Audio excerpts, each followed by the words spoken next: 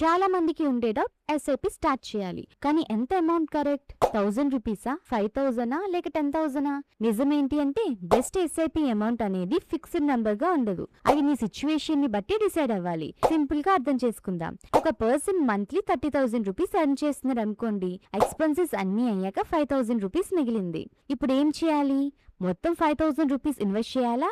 లేదు, కొంచెం స్మార్ట్ గా ప్లాన్ చేయాలి. Step 1, emergency fund first. ముందుగా 3 to 6 months ఎక్స్పెన్సెస్ సేవ్ చేసుకోవాలి. ఎందుకంటే సడన్ ఎక్స్పెన్సెస్ వచ్చినా ఎస్ఐపి స్టాప్ చేయాల్సిన సిచ్యువేషన్ రాకూడదు కాబట్టి. స్టెప్ 2, కంఫర్టబుల్ అమౌంట్ డిసైడ్ చేయండి. మీరు స్ట్రెస్ లేకుండా ఎవ్రీ మంత్ కంటిన్యూ చేయగలిగే amount, for example 2,000 or 3,000. Remember, consistency important, amount కాదు. స్టెప్ 3, ఇన్కమ్ పెరిగితే ఎస్ఐపి కూడా పెంచండి. శాలరీ ఇంక్రీజ్ అయితే ఎస్ఐపి అమౌంట్ కూడా గ్రాడ్యువల్లీ ఇంక్రీజ్ చేయండి. దీనిని స్టెప్ అప్ ఎస్ఐపి అంటారు. Simple formula, income minus expenses is equal to savings. Savings లో కొంత పర్సెంటేజ్ ని ఎస్ఐపి కి అలోకేట్ చేయండి. సో ఫైనల్ గా గుర్తుపెట్టుకోండి, స్మాల్ గా స్టార్ట్ చేయండి, రెగ్యులర్ గా కంటిన్యూ చేయండి, టైం తో అమౌంట్ ఇంక్రీజ్ చేయండి. ఈ వీడియో కనుక మీకు నచ్చినట్లయితే like and subscribe to marketers Telugu. నేను సూపర్ అడ్వైజర్ ని కాదు. ఈ వీడియో కేవలం ఎడ్యుకేషన్ పర్పస్ కోసం మాత్రమే. Thank you for watching.